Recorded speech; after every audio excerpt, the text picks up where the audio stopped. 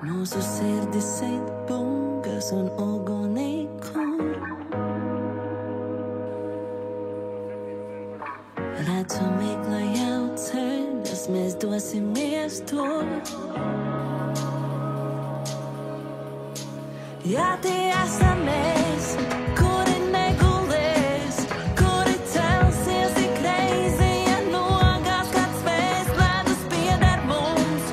Mums ir dots uzdevums, ja tā spēle ir mūsu un tribīnēs tu. Sacensības mežazvērs formāts, kur ir kājas, riteņi, laivas, speciāli uzdevumi, galvas mežģi, komandās pa 3.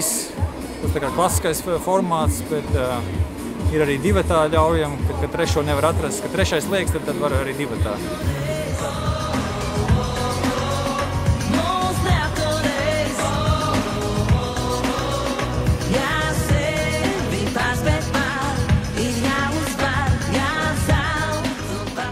Pa pilsētu mums bija militārā šķēršļu josla, tad tālāk devās velo leģendā, Virves mežā, pa kājām, tad atkal velo gāžamais posms, tāds riktīgais, tāds spēka posms, tad atkal kājas, tad atgriezās atpakaļ uz pilsētu, tad pamptrakā izgāza un tad uz Daugaviņu pa laivām, un tad no laivām kājām atpakaļ.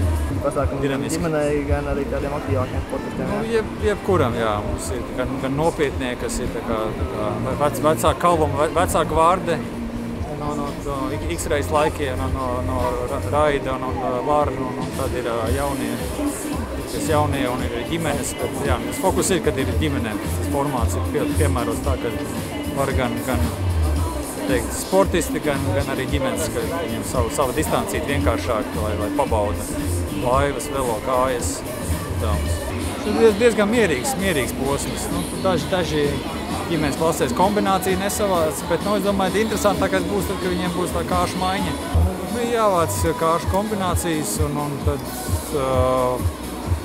brauc, vāc kontrolpunktus, vācot kāšu kombinācijas un pēc tam pēc finiša viņiem ir iespēja samainīties savā starpā, tā kā katanās satreidot. Kādam, kas pietrūks, var pielasīt no konkurentiem, bet nevar arī nemainīties.